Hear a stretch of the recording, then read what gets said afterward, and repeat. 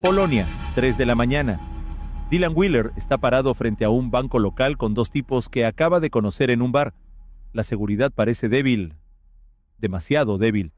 Para alguien que ha hackeado a Microsoft, Epic Games y hasta al ejército de Estados Unidos, un simple banco polaco no debería ser un desafío.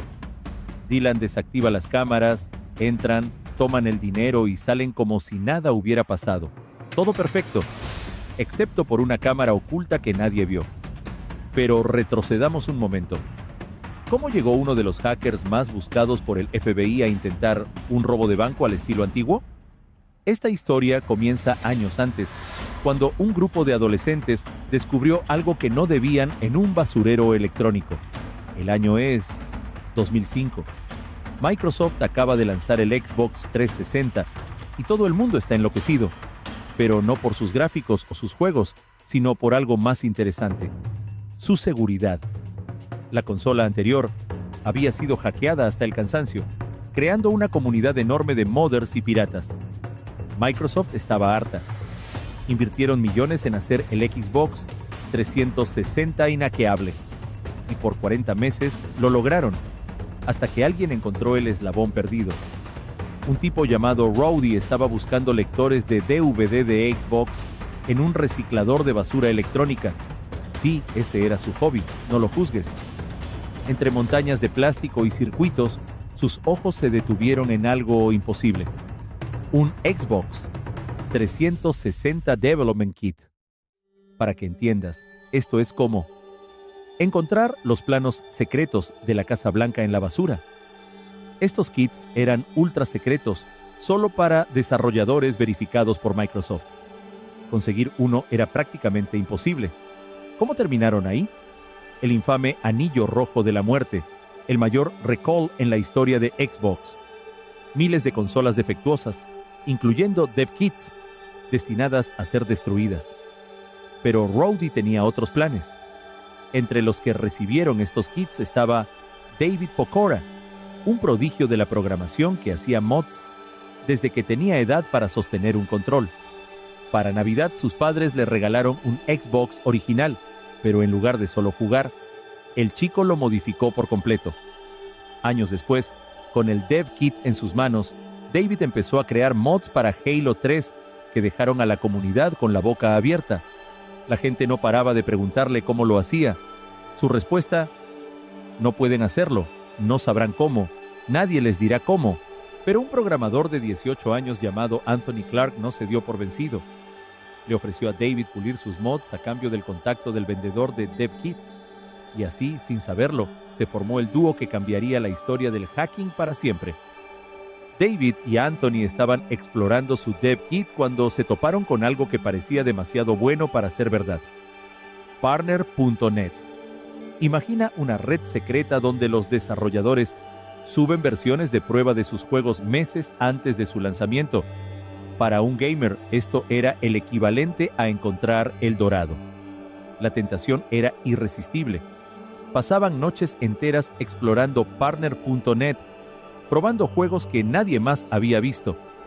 David empezó a llegar tarde a la escuela. Sus calificaciones se desplomaron, pero no le importaba.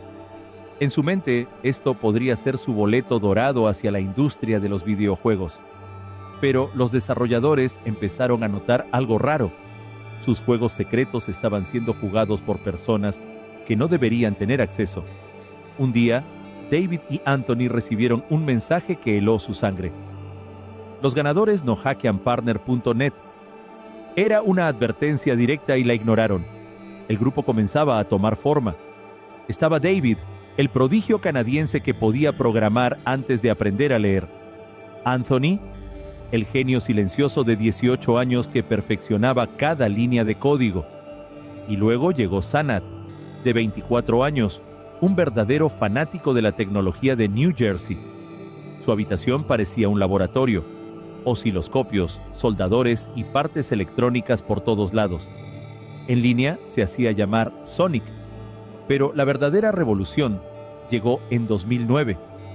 Dos hackers presentaron algo que cambiaría todo: el exploit Yeta allí, una simple modificación que convertía cualquier Xbox 360 normal en un dev kit.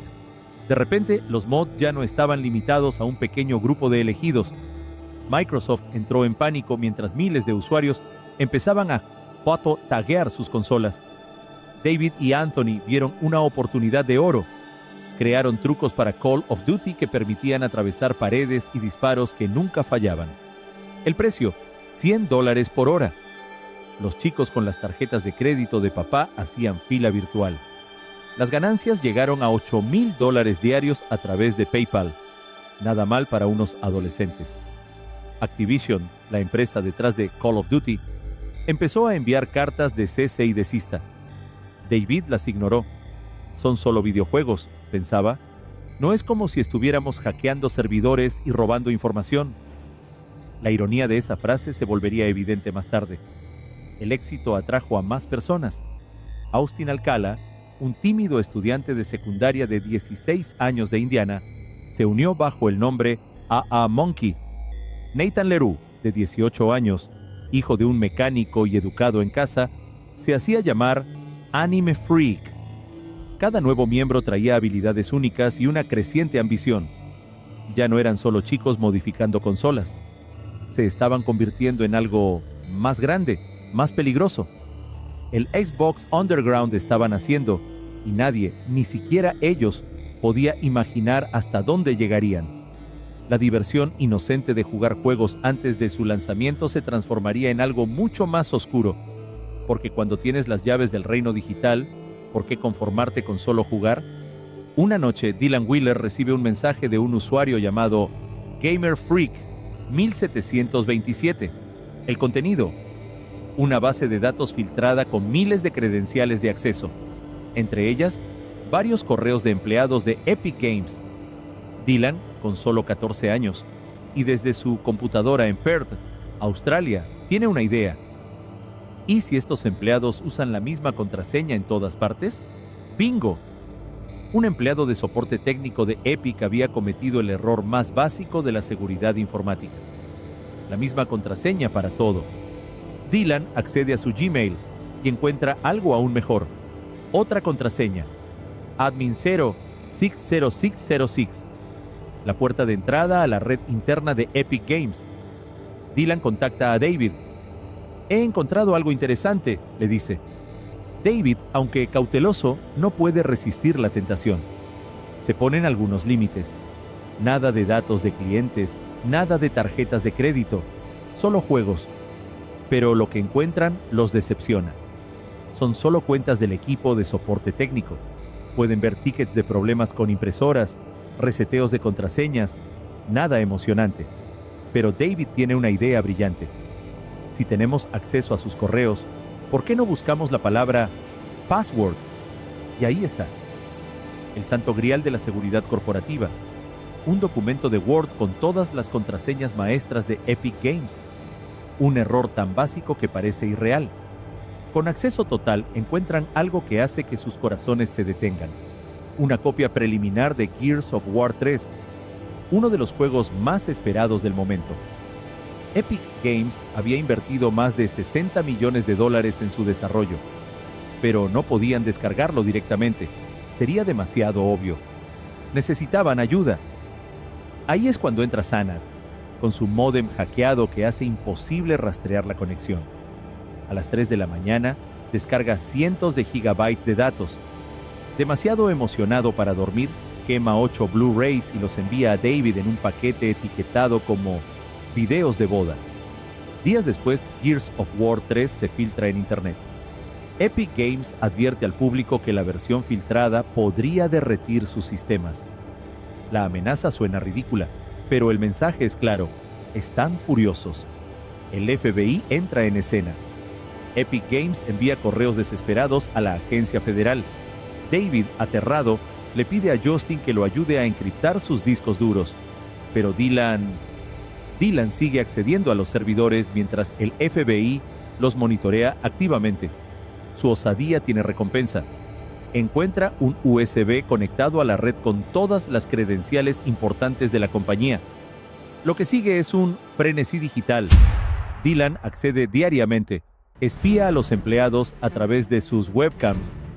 Los observa en reuniones en tiempo real desde su computadora en Australia. El grupo comienza a infiltrarse en otras compañías. Microsoft, EA, Valve, Activision. Una tras otra, las empresas más grandes de la industria caen. Ya no son solo hackers de videojuegos. Se han convertido en algo más grande, más peligroso. El poder es embriagador. David empieza a vender juegos robados a través de un contacto misterioso llamado Xbox Dev Guy. La conexión se establece mediante Justin, pero algo no se siente bien. El imperio digital que han construido parece invencible. Tienen acceso a prácticamente toda la industria de los videojuegos. Pero como todo imperio, este también tiene sus grietas. Y pronto, muy pronto, todo comenzaría a desmoronarse. Agosto 2012. David y Dylan están explorando los servidores de Microsoft cuando encuentran una carpeta sospechosamente bien protegida. Solo unos pocos desarrolladores tienen acceso. Lo que encuentran dentro les quita el aliento. Planos detallados, esquemas de circuitos, código fuente. El próximo Xbox. Nombre clave, Durango. Para un grupo de hackers de Xbox, esto es como encontrar los planos de la estrella de la muerte.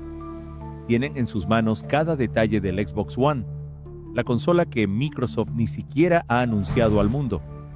Mientras revisan los documentos, David nota algo interesante. El Durango usa componentes estándar, piezas que cualquiera podría comprar. La idea es una locura, pero ¿cuándo eso los ha detenido? Ordenan las piezas en línea y las envían a casa de Nathan. Como un niño armando su juguete favorito, Nathan ensambla la consola siguiendo los documentos robados y funciona. Han construido su propio Xbox One meses antes de que exista oficialmente. Tienen un prototipo funcional pero ningún juego para probarlo. La solución, venderlo. Encuentran un comprador en Seychelles dispuesto a pagar $5,000. El dinero se transfiere y surge la pregunta, ¿quién lo enviará? Justin May, que llevaba tiempo sin aparecer, se ofrece voluntario. Conduce 2 horas desde Delaware hasta Bowie para recoger la consola en casa de Nathan. El paquete nunca llega a Seychelles.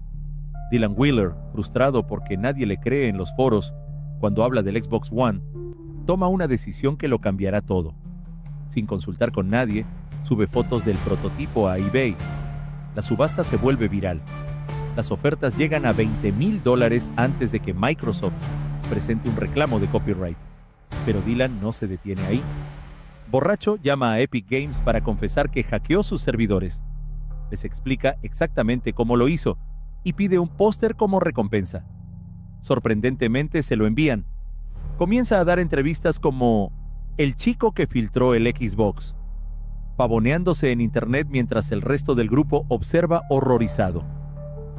Miles Hawks, investigador de Microsoft, vuela hasta Australia para tener una charla con Dylan, ahora de 17 años.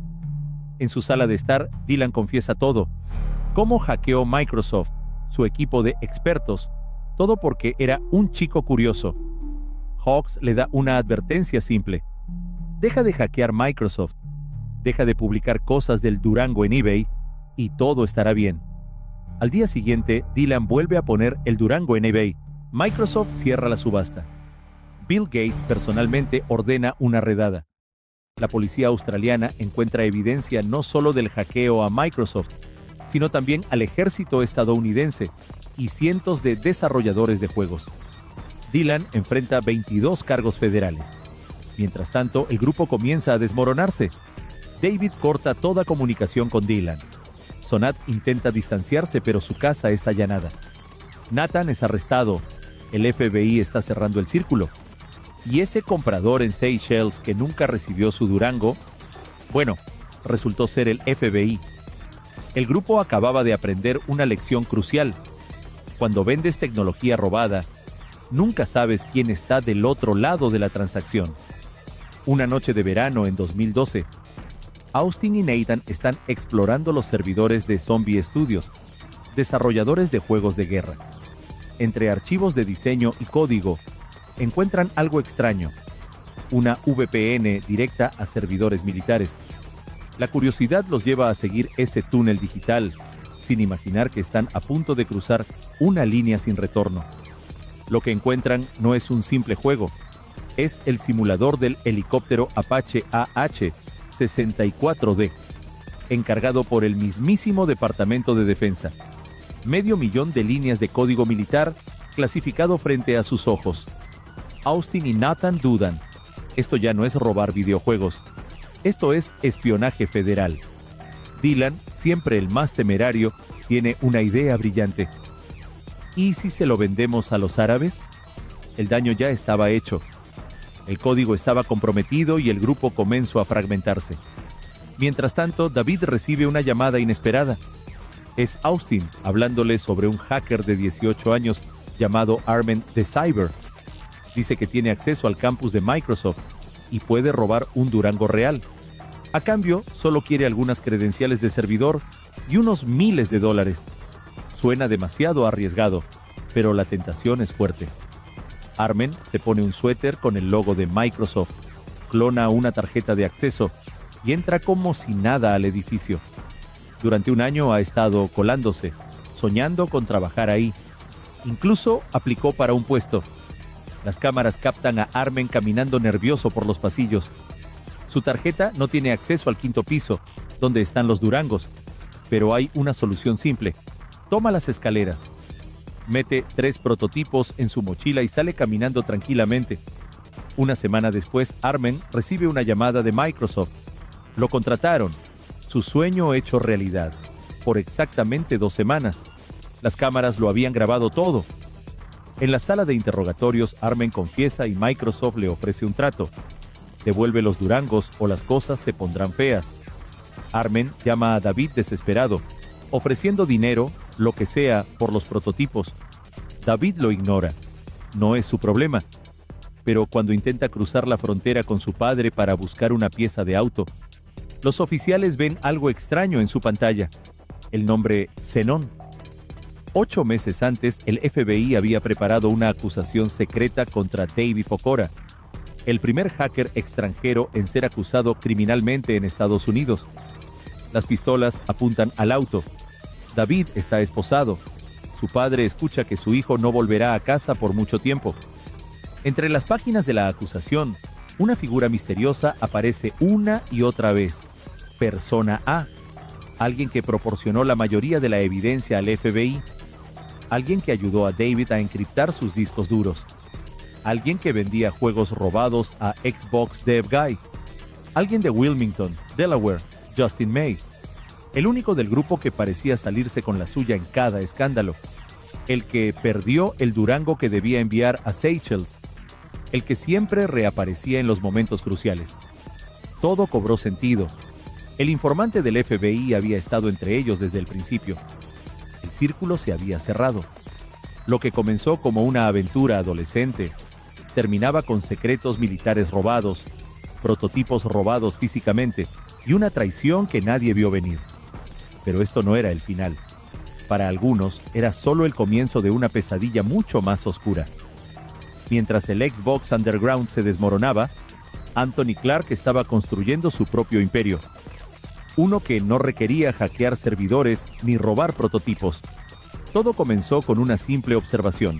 En FIFA, las monedas del juego no se podían comprar, pero había sitios chinos que las vendían por dinero real. Anthony, el genio silencioso que una vez rechazó un trabajo en Microsoft durante la secundaria, vio una oportunidad. Si creaba un bot que jugara partidas automáticamente, podría generar miles de monedas sin esfuerzo.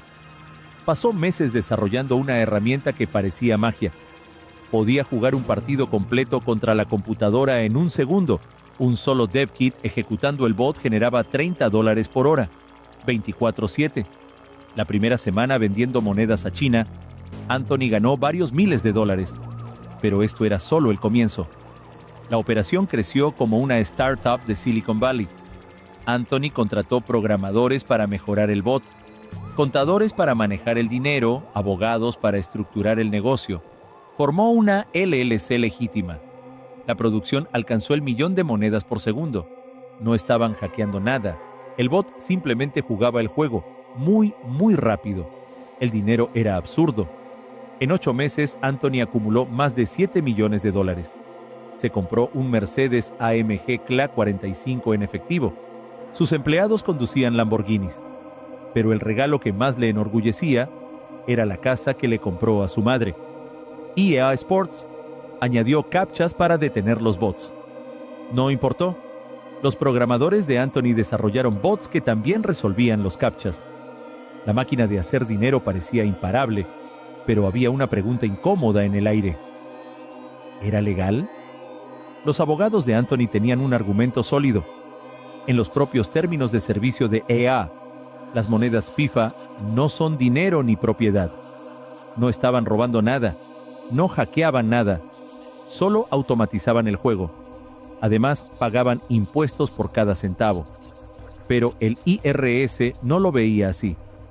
El 17 de septiembre de 2015, agentes federales irrumpieron simultáneamente en varias casas a las 6 de la mañana. Los recibieron con escopetas en la cara. En la computadora de un empleado encontraron todos los chats, toda la evidencia.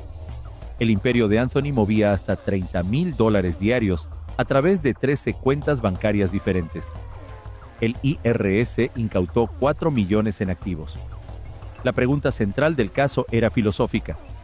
Si las monedas FIFA no tenían valor según EA, ¿por qué alguien pagaría 16 millones por ellas?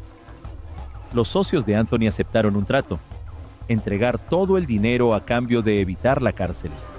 Pero Anthony se mantuvo firme.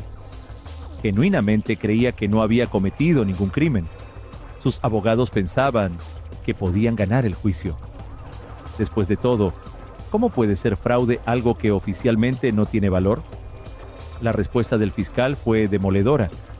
Si esto no era dinero ni propiedad, ¿por qué les pagaron 16 millones?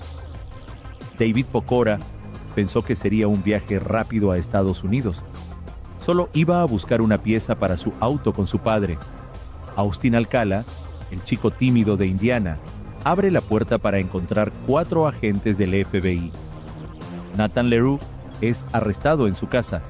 Sanad Sonic Nesheiwat intenta distanciarse del grupo, pero no importa. El FBI tiene grabaciones de sus sesiones de hacking, conversaciones donde presumen de sus hazañas como niños mostrando sus trofeos. Pero Dylan Wheeler tenía otros planes. Con 22 cargos federales sobre su cabeza y 48 horas para entregar su pasaporte a la policía australiana, hace lo impensable. Su madre lo lleva al aeropuerto y toma un vuelo a la República Checa. Gracias a su ciudadanía dual, no pueden extraditarlo. Su madre paga el precio, 2 años de prisión por ayudar a un fugitivo. En la corte, los fiscales reproducen grabaciones que hielan la sangre. La voz de David resuena: ¿has escuchado lo que he hecho este mes? Tengo acceso al ejército estadounidense, al Departamento de Defensa australiano, Intel, AMD, Nvidia, cualquier compañía de juegos que puedas nombrar, Google, Microsoft, Disney, Warner Bros., todo. La indiscreción les costó caro. David Pokora, el primer hacker extranjero sentenciado en suelo estadounidense, recibe 18 meses de prisión. Los oficiales están impresionados con sus habilidades. Coopera explicando cómo penetraron sistemas de corporaciones multimillonarias. Austin evita la prisión aceptando ayudar al FBI con otro caso de fraude. Sanad recibe 18 meses, pero lo peor viene después. Su oficial de libertad condicional le prohíbe usar computadoras y rechaza cada solicitud que hace. La depresión lo lleva a las drogas, lo que resulta en otros 9 meses tras las rejas. Las grabaciones revelan algo más: la identidad de Persona A, el informante que ayudó a construir el caso. Justin May, el amigo de Delaware, el que nunca parecía meterse en problemas serios, había estado trabajando con el FBI desde el principio. El Xbox Underground, que una vez se burló diciendo que sería un nombre genial para su banda en prisión, ahora enfrentaba la realidad de ese chiste. Ya no eran hackers adolescentes jugando con código, eran criminales federales. Y el sistema judicial no estaba de humor para bromas. La noche antes de su sentencia, Anthony Clark celebraba su cumpleaños, 24 de febrero. Sus amigos lo rodean, brindan, se abrazan. Anthony se va a dormir sabiendo que su familia y amigos están con él. Es su última noche de libertad. y su última noche. A la mañana siguiente, su hermana lo encuentra. No respira. La mezcla de Vicodin y alcohol resultó fatal. No dejó nota, nunca habló de hacerlo a propósito. Un accidente que se llevó a uno de los programadores más brillantes de su generación. El chico que rechazó trabajar en Microsoft en la secundaria nunca vería los resultados de su apelación. Holly Leroux, antes conocida como Nathan, tiene su propia historia trágica. Con un monitor en el tobillo esperando sentencia, el terror a la prisión la consume. En un acto desesperado, corta el monitor y convence a un amigo de llevarla a Canadá. En el puente fronterizo, la policía la intercepta. Corre, considera saltar del puente, saca un cuchillo y se hiere a sí misma hasta colapsar. Sobrevive, pero recibe 2 años de prisión. Poco antes de su liberación, Holly hace su transición. 1 año después de salir, la encuentran sin vida en un motel, con otra mujer. Ambas llevaban respiradores. La policía encuentra evidencia de un proceso químico. Suicidio, accidente o algo más oscuro. Nadie está seguro. Dylan Wheeler parecía haber encontrado la redención. En Inglaterra fundó una empresa de ciberseguridad llamada The Day After Exploit. Daba charlas en conferencias, predicaba sobre ética hacker, pero en octubre de 2020 su empresa se disuelve. Su Twitter desaparece, su sitio web se desactiva. Reaparece en Polonia, donde conoce a 2 tipos en un bar y planea un robo a un banco local. La cámara oculta que no vieron sella su destino. 10 años en una prisión polaca. El legado técnico del Xbox Underground es innegable. Expusieron vulnerabilidades críticas en algunas de las corporaciones más grandes del mundo. Microsoft reforzó su seguridad física después del incidente del Durango. Las contraseñas reutilizadas y documentos compartidos con credenciales se convirtieron en ejemplos clásicos de lo que no se debe hacer en seguridad corporativa. Pero el verdadero costo fue humano. David Pokora, después de 18 meses en prisión, tiene una carrera exitosa en ciberseguridad. Austin Alcala es ahora jefe de seguridad en una startup de redes sociales. Sanat, después de años oscuros de drogas y depresión, finalmente puede usar computadoras de nuevo y vive con su hermana. Justin May, el informante, finalmente enfrentó la justicia en 2021. 8 años de prisión y una multa de $4 millones por fraude, evasión de impuestos y lavado de dinero. El FBI encontró un BMW nuevo y $440,000 en efectivo escondidos en su casa. El caso FIFA de Anthony terminó estableciendo un precedente legal sobre el valor de los activos digitales en juegos. Lo que empezó como una discusión sobre si las monedas FIFA tenían valor real, acabó afectando cómo el gobierno trata toda la economía de los videojuegos. Talento desperdiciado, vidas perdidas, futuros truncados. Para algunos, el Xbox Underground es una leyenda del hacking. Para otros, una advertencia. Pero para las familias que perdieron hijos, hermanos y amigos, es un recordatorio de cómo la línea entre travesura adolescente y tragedia puede ser tan delgada como una línea de código.